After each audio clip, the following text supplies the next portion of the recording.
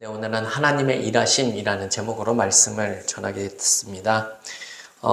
드디어 이제 호세아서의 마지막 장에 도달하게 되었습니다.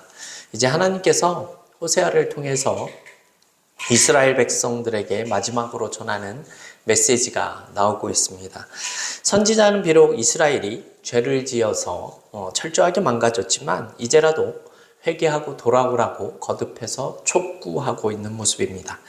왜냐하면 1절에서 이들이 불의로 인하여 엎드러졌다라고 이렇게 말하기 때문이죠. 물론 이스라엘은 그동안 지은 죄들로 인하여서 망하여 포로로 끌려가는 것이 맞습니다. 그러나 그것이 그 이야기의 끝이 아니다라는 것이죠.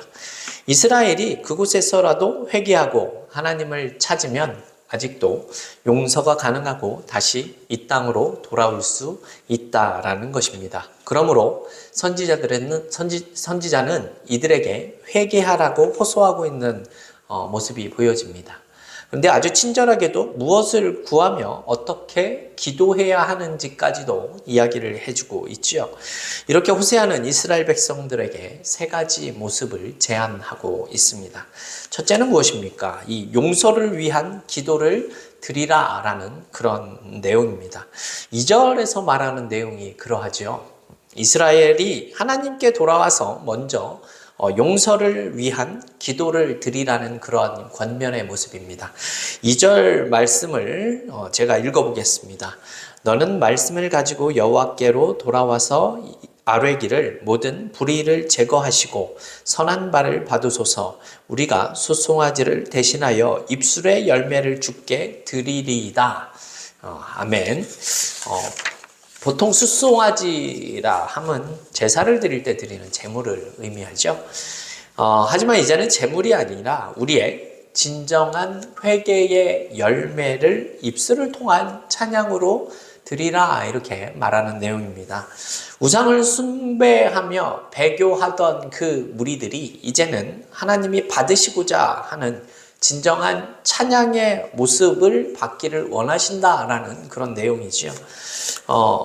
이러한 것이 첫 번째 이 기도의 내용이었고요. 두 번째 내용은 이러합니다. 잘못된 신앙생활을 포기할 것을 선언하라는 것입니다. 그들은 지금까지 이 강대국과 자신들이 가진 군사력 또 우상들을 의지하며 살아왔습니다.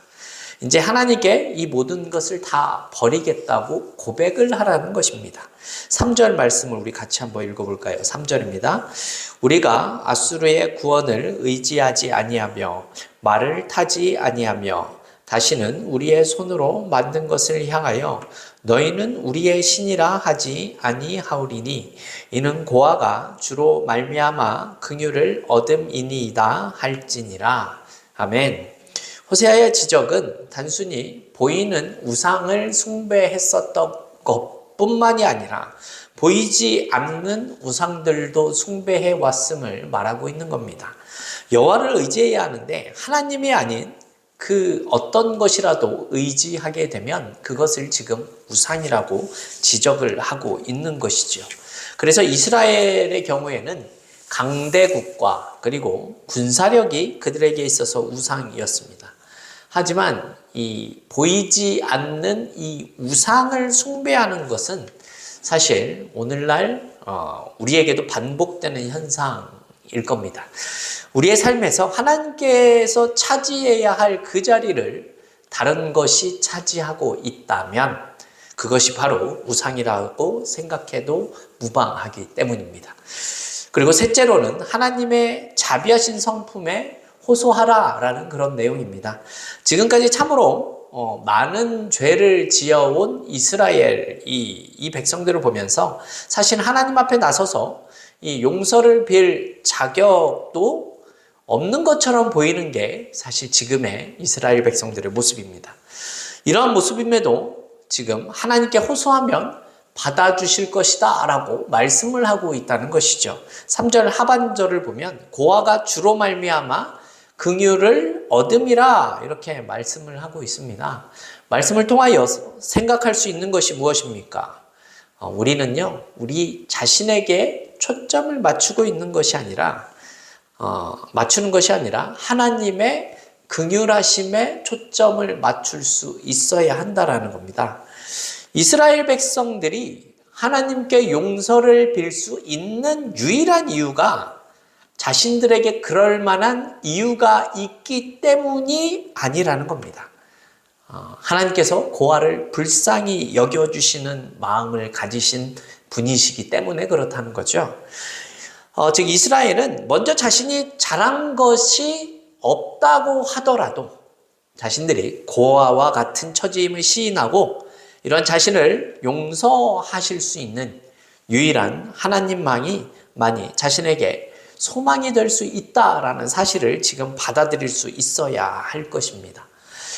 이렇듯 호세아는 이스라엘이 하나님 앞에 범죄하고 있다라는 사실을 수차례 말씀하고 있습니다. 사실 그들의 죄는 우상숭배로부터 시작이 되었고요. 그 우상숭배로 인한 것이 전반적인 사회의 죄악이 되었습니다.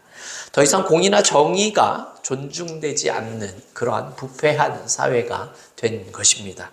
그렇다면 이 모든 문제를 어떻게 해결해야 하는 것이 맞습니까? 여러분, 징계가 이 문제를 해결할 수 있을까요? 여러분, 사실 징계에는 한계가 있습니다. 그리고 이미 하나님께서는 이스라엘 이 역사 속에서 여러 차례 이들에게 징계를 행하신 적이 있습니다. 그러나 징계가 이스라엘의 죄 문제에는 사실 큰 효과가 없었지요. 징계는 죄에 대한 보응으로 죄를 깨닫게 하는 수단이지 이것이 죄를 짓지 않게 하는 예방책이나 치료의 효과가 있는 것은 아니기 때문입니다. 그러므로 하나님께서 이제는 새로운 제안을 하고 있지요. 호세아 선지자는 하나님께서 이스라엘의 근본적인 문제를 치료해 주시겠다라고 이렇게 말씀하고 있습니다. 우리 4절 말씀을 같이 읽어보겠습니다. 내가 그들의 반역을 고치고 기쁘게 그들을 사랑하리니 나의 진노가 그에게서 떠났음이니라. 아멘. 호세아는 죄를 인간이 앓고 있는 병의 한 종류로 취급을 하고 있는 것 같습니다. 그래서 이 병자는 징계가 필요한 것이 아니라 처방이 필요하다라고 말을 하는 것이 아니죠.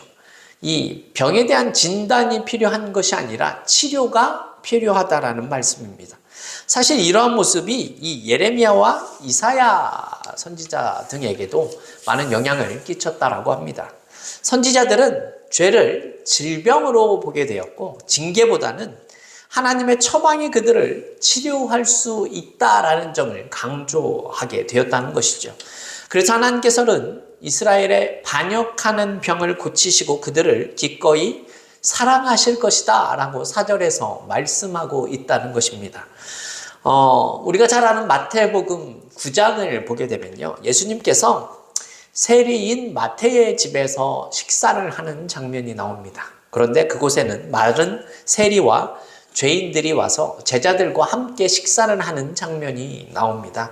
그런데 이 모습을 바리새인들이 목격을 하게 되는 거죠. 그러면서 왜 너희 선생은 세리와 죄인들로 함께 식사를 하느냐 이렇게 말을 합니다. 이 당시 세리는 매국노와 같이 취급을 받았고 죄인들은 이 가까이 해서는 안 되는 멀리하는 것이 이 당시 사람들의 상식적인 모습이었습니다. 그런데 예수님께서 이들의 생각과 다른 모습을 지금 취하고 계시는 것이지요. 그러시면서 하시는 말씀이 이러합니다. 마태복음 9장 12절과 13절 말씀을 제가 읽어보겠습니다. 예수께서 들으시고 이르시되 건강한 자에게는 의사가 쓸데없고 병든 자에게라야 쓸데있느니라. 너희는 가서 내가 긍휼을 원하고 제사를 원하지 아니하노라 하신 뜻이 무엇인지 배우라. 나는 의인을 부르러 온 것이 아니요 죄인을 부르러 왔노라 하시니라. 아멘. 지금 바리새인들에게 말씀하시는 내용이 무엇이지요? 예수님께서는 나는 건강한 자는 의원이 필요 없다. 나는 죄인을 부르러 왔다 이렇게 말씀하고 계십니다. 그러면서 이 호세아 6장 6절의 말씀을 인용하면서 말씀하고 있지 않습니까? 그것이 무엇이죠? 내가 긍휼을 원하고 제사를 원하지 아니하노라 하신 뜻이 무엇인지 배우라 이렇게 말씀하고 있다는 겁니다. 지금 예수님이 하시는 말씀이 무엇이죠? 나는 병든 자를 고치러 왔다라는 겁니다. 육신의 병과 영혼의 병을 고치러 오셨다는 겁니다. 그러시면서 하시는 말씀이 무엇이죠? 나는 긍휼을 원한다 라고 이렇게 말씀하고 계시는 겁니다. 지금 호세아에서 말씀하는 내용과 지금 일치하고 있는 모습입니다. 하나님은 이스라엘 백성들의 병을 고치시려고 하시는 겁니다. 무슨 병이지요? 하나님을 알지 못하는 병입니다. 호세아에서 나오는 말로 하면 하나님을 향한 인애가 없는 병에 너희들이 걸렸다라고 하시는 내용이지요. 지금 그것을 고치시겠다라고 말씀하시는 것이 4절에 나온다는 겁니다. 내가 그들의 반역을 고치고 기쁘게 그들을 사랑하리니입니다. 잘한 것이 없고 배교를 하고 우상을 숭배하는 자들에게 하나님께서 이들을 다시 고쳐서 쓰시겠다라고 말씀하시는 내용입니다. 우리는 이런 내용을 보면 그냥 당연하다라고 이렇게 한편으로 생각을 하실 수도 있을 것 같습니다. 하지만 여러분, 하나님의 입장에서는 이러한 것이 당연한 것이 될 수 없습니다. 오늘 본문 1절을 봐도 이들이 불의함으로 엎드러졌다라고 표현을 하죠. 즉 이들이 망하게 될 것이다 라는 표시입니다. 우리가 역사적으로 보면 아수르가 북왕조 이스라엘을 멸망시켰고 바벨론이 남왕국 유다를 멸망시켰다는 것을 알고 있습니다. 전에도 말씀드린 적이 있지만 이 당시의 전쟁은 국력에 의한 싸움이 전부가 아니었습니다. 무슨 말인가 하면 이 싸움은 신앙적인 싸움이고 신들의 전쟁이었다라는 것이죠. 아수르가 이스라엘을 멸망시켰다라는 것은 아수르의 신이 이스라엘을 믿는 하나님 앞에서 승리를 거두었다라고 생각을 하던 시대였다는 겁니다. 하나님은 이스라엘의 범죄로 인해서 하나님이 우상들에게 패배하는 그 수치를 감당한다라는 뜻이 된다는 겁니다. 왜 하나님이 이렇게까지 하시는 거죠? 왜냐하면 여러분 이스라엘을 하나님이 사랑하시기 때문에 그렇습니다. 이렇게 이스라엘 백성들을 고치시는 하나님께서는 이 이스라엘이라는 나라의 회복을 또 위해서 약속을 해주시는 내용이 오늘 본문에 나오죠. 5절부터 8절에 나오는 내용이 다 그러한 회복의 내용입니다. 등장하는 단어를 제가 하나씩 읽어볼까요? 이슬, 백합화, 레바논의 백향목, 그늘, 곡식, 감람나무, 포도나무, 레바논의 포도주, 푸른 잣나무, 열매 이런 것들이 등장을 합니다. 이런 표현들은 공통적으로 어떠한 내용을 가지냐 하면요. 다시 이스라엘을 풍요롭게 하고 생명력이 넘치고 평안과 번영을 의미하는 뜻으로 이러한 것들을 지금 열거하고 있는 겁니다. 이렇게 하나님이 이스라엘을 회복시켜 주시겠다라는 내용이죠. 근데 여기 보면 반복적으로 등장하는 내용이 있죠. 바로 레바논이라는 나라의 이름이 등장합니다. 이 레바논은 이스라엘 북쪽 이 접경지대에 위치해 있는 나라입니다. 열왕기상 5절을 보면 두로왕 히람이 그 지역의 특산품인 이 백향목을 솔로몬에게 무수히 공급해 주는 내용이 나옵니다. 그리고 열왕기상 16장을 보면 시돈의 왕이자 제사장이었던 엣바알이 있는데 그의 딸인 이세벨이 북왕국 이스라엘의 7대 왕인 아합에게 시집 오면서 수많은 바알의 제사장들을 데려오고 또 이스라엘 땅에 바알을 위한 신전까지 세우게 하는 모습이 나옵니다. 그런 모습들이 바로 레바논을 이 세상적인 가치의 기준으로 삼고 있는 내용입니다. 곧 풍요와 번영의 상징이자 우상의 상징으로서 레바논이라는 말을 사용하고 있다는 내용이죠. 백향목이 뿌리가 깊이 박혀서 흔들림 없이 안정된 삶을 주고 레바논과 시돈의 바알은 풍요를 보장케 하는 신이다라는 의미를 가지고 하는 말입니다. 여기서 중요한 것은 솔로몬의 통치 시절 초기에 그 무수한 백향목을 레바논 땅에서 가져오게 하는 그 원동력이 어디에 있었느냐라는 것이지요. 이것은 바로 다윗 시대에 베푼 하나님의 은혜 때문에 가능했었던 일이었습니다. 그것처럼 너희들이 하나님을 전적으로 신뢰하고 의지를 하게 되면 나 여호와가 너희의 땅에 레바논의 백향목처럼 풍요와 번영을 주는 삶을 살게 해 주시겠다라는 내용이죠. 그 주체가 바로 나 여호와 하나님께 있다라는 말씀을 지금 이야기하고 있다는 겁니다. 5절에서 8절의 말씀의 주제가 바로 이러하다라는 거죠. 그 까닭에 호세아가 마지막 호소를 통해서 여호와께 돌아오라 이렇게 외치고 있는 것이죠. 너희가 진정으로 신뢰하고 의지해야 할 것은 눈에 보이는 백향목 나무가 아니라 눈에 보이는 두로와 시돈의 바알이 아니었다라는 겁니다. 오직 너희들을 애굽 땅에서 종되었었던 그곳에서 이끌어내시고 너희를 적과 꿀이 흐르는 이 가나안 땅으로 인도해 내신 그 하나님께 너희의 마음을 쏟는 것에 있어야 한다라고 말씀하고 있는 겁니다. 그것이 바로 너희가 살 길이고 풍요와 번영을 누리는 길이 될 수 있다라는 말씀입니다. 그렇게 너희들이 하나님 앞에 돌아오면 너희들의 삶에서 풍성한 삶을 경험하며 살게 해주시겠다라는 그 약속이 8절에서 나오고 있는데요. 제가 읽어보겠습니다. 에브라임의 말이 내가 다시 우상과 무슨 상관이 있으리요 할지라 내가 그를 돌아보아 대답하기를 나는 푸른 잣나무 같으니 네가 나로 말미암아 열매를 얻으리라 하리라 이렇게 말씀합니다. 여호와 하나님 안에서 완전한 만족과 풍요를 경험하고 있었던 이 이스라엘이 하나님 앞에 무릎을 꿇고 고백을 하는 내용이 무엇입니까? 나는 이제 우상들과는 아무런 상관이 없습니다 라는 내용이죠. 이스라엘이 하나님의 능력을 인정하게 되었을 뿐만이 아니라 그들에게 감동이 와서 이제는 스스로 우상을 버리고 하나님만 따르겠다라고 이렇게 선언하는 모습입니다. 하나님께서는 이렇게 고백하는 백성들을 안아주시면서 하시는 내용이 어떤 말씀입니까? 내가 너를 지켜주마.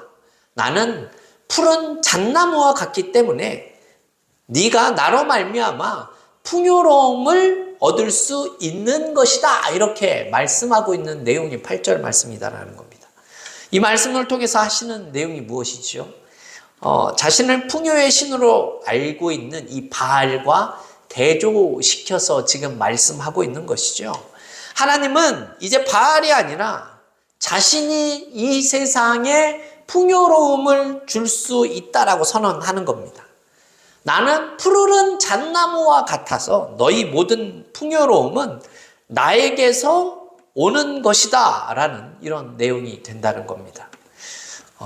여러분 이것을 조금 다르게 이야기를 하면 어떠한 내용이 되겠습니까? 내가 너를 지켜주겠다라는 말씀을 하고 있는 겁니다. 이스라엘 백성들에게 참으로 너희를 지켜주는 자가 책임을 지는 자가 누구인지 생각해 봐라 라고 하는 내용이죠. 더세움교회 성도 여러분, 호세아의 마지막 장까지 우리는 꽤 긴 시간을 달려왔습니다. 우리는 여기서 이스라엘 백성의 이 역사를 통해서 성경에 증거하고자 하는 그 내용들을 잊지 말아야 할 것입니다. 어떠한 내용을 잊지 말아야 하는 것입니까?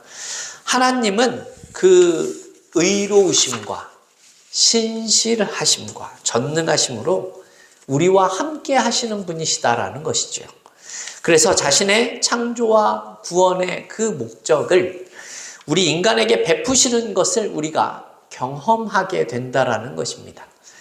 여기서 우리가 깨달을 수 있는 내용이 무엇입니까? 하나님은 우리에게 감사와 또한 만족과 풍성함으로 채우시는 분이신데 그 모든 이유와 근거와 그 방법은 하나님의 손에 달려 있다라는 말씀입니다. 이러한 내용을 고백하게 만드는 것이 이스라엘이 보이는 역사적인 사실에 있다라는 것이고, 우리가 지금 살펴보았었던 호세아의 결론 속에 있다라는 말씀이지요. 우리가 호세아를 보면서 기독교 신앙의 위대함이란 뭐냐라고 이렇게 생각할 수 있는 부분이 있다라고 생각되어집니다. 그것이 무엇이겠습니까? 여러분, 인간이라는 존재의 승리는 인간 자신 안에 있는 것이 아니라 하나님의 손에 달려 있다라는 말씀입니다. 오늘 본문을 통해서도 알 수 있는 내용이 무엇입니까? 기독교의 신앙이 그저 주시는 하나님의 은혜 가운데 있었다라는 것입니다. 하나님의 그 사랑과 그 은혜에 근거한 것이고, 그것으로 우리는 값없이 구원함을 얻게 되어진다라는 것이지요. 우리가 아무리 못났어도 하나님이 사랑하시고 하나님이 작정을 하신 그 백성들을 포기하지도 않고 실패하지도 않는다. 그 내용을 우리에게 전하고 있다라는 겁니다. 그렇다면 오늘 마지막 본문인 9절을 제가 한번 읽어보겠습니다. 9절입니다. 누가 지혜가 있어 이런 일을 깨달으며 누가 총명이 있어 이런 일을 알겠느냐. 여호와의 도는 정직하니 의인은 그 길로 다니거니와 그러나 죄인은 그 길에 걸려 넘어지리라. 아멘. 여러분, 무슨 뜻입니까? 이 9절 말씀이 어떤 내용이겠습니까? 누가 이것을 알겠는가? 하나님의 하나님 되심이 무엇인지 누가 알겠는가? 하나님의 그 은혜와 그 능력의 무한하심을 누가 알고 있겠는가? 인생이 무엇이고 역사가 무엇인지 누가 알겠느냐? 하나님의 위대하심과 의로우심과 선하심과 그 권세와 신비를 누가 알고 있겠는가? 이렇게 말하고 끝내고 있다는 것이죠. 여러분, 단순히 이스라엘 백성들이 우상 숭배를 했다가 배교를 해서 하나님께서 징계를 하시고 하는 이런 내용이 호세아서에서 반복이 되는 것처럼 보여지지만, 여러분, 이 끝을 보면 어떻습니까? 하나님은요, 여전히 우리가 이해하지 못하는 방식으로 일하고 계시고 자신의 백성들을 끝까지 포기하지 않으시는 모습을 우리에게 보여주고 계신다라는 겁니다. 우리 더세움교회 성도들은 이 말씀을 통하여서 교훈을 얻기를 원합니다. 어떤 교훈입니까? 이스라엘 역사 속에서 그랬었던 것처럼 우리 믿는 자들의 인생 속에서도 사실 찬송과 이 감격하는 시간은 짧고 고통의 시간이 더 길게 느껴지는 것이 사실 아닙니까? 때로는 우리가 느끼기에 하나님은 안 계신 것 같고 응답하시지 않은 것 같은 생각이 드는 것이 또한 사실이지요. 차라리 하나님을 더 몰랐으면 더 좋았을 것 같다라는 생각이 들 때도 있고, 이 또한 그런 것 때문에 괴로운 것 같은 이런 모습들이 많은 것이 우리네 삶의 현실인 것 같습니다. 그런데 하나님을 알기 때문에 또한 믿지 않을 수도 없고 현실은 어렵고 포기하고 싶지만 하나님이 계시기 때문에 포기하기 어려운 것도 사실입니다. 그래서 우리가 믿는 하나님은 그래서 참 신기하기도 하고 어려운 것 같습니다. 하나님을 알고 있기 때문에 이 하나님만 안다라는 것을 우리가 부인할 수가 없고 하나님을 믿는 것을 우리가 외면할 수 없기 때문에 그렇죠. 하나님이 있다라는 것을 알지만 현실은 우리를 늘 힘들게 하여서 이러한 고민을 안고 살아가는 것이 우리의 현실적인 모습입니다. 하지만 오늘 우리는 이 본문을 통해서 힘을 얻기 원합니다. 잘한 것이 없는 이스라엘을 치료하시는 하나님이 계시기 때문에 그렇죠. 여러분, 우리의 현실은 불편하고 외면하고 싶지만 결국 그것 가운데서 하나님은 우리에게 그 길을 걷게 하시는 하나님이십니다. 그래서 결국은 우리에게 약속하신 복을 허락하신다라는 사실을 말씀하고 계시다라는 거죠. 여러분, 무슨 뜻입니까? 하나님이 결국 우리를 붙들고 우리가 가는 그 길 위에 함께 하신다라는 말씀을 지금 하고 계시는 겁니다.